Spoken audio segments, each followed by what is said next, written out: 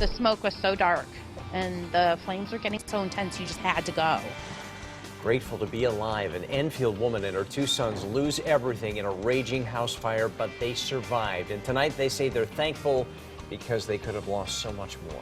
Hi, everybody. Glad you're with us tonight. I'm Darren Kramer. And I'm Ann Craig. That family of three is now living in a hotel room. Everything they owned is just gone. But tonight, that mother says she is blessed because she's alive.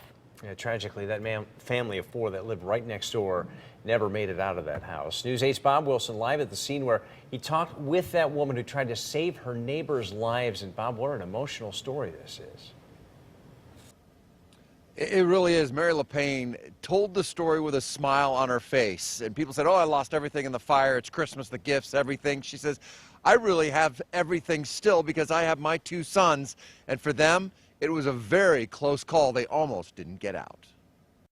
The smoke was so dark and the flames were getting so intense you just had to go. Mary LePayne and her two teenage sons tried to help the neighbors next door in their two-family house. They say the roof flashed over so quickly, they barely had time to get out themselves. As soon as I screamed that something's wrong, the house is on fire, and Andrew had checked quickly, he looked out the door and he said the house was on fire.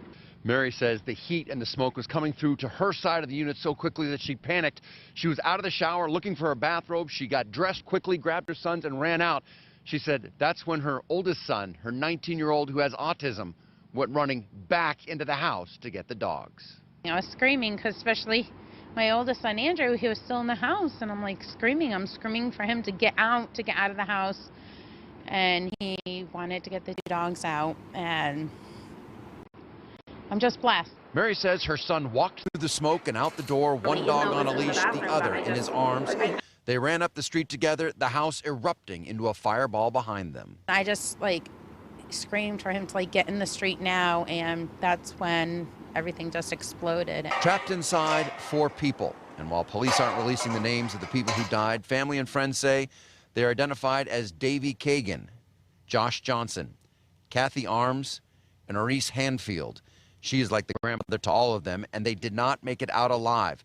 And while Mary and her sons escaped with only the clothes on their back, tonight they are very thankful this holiday season. We had our tree and everything was decorated, and we've been talking about it, and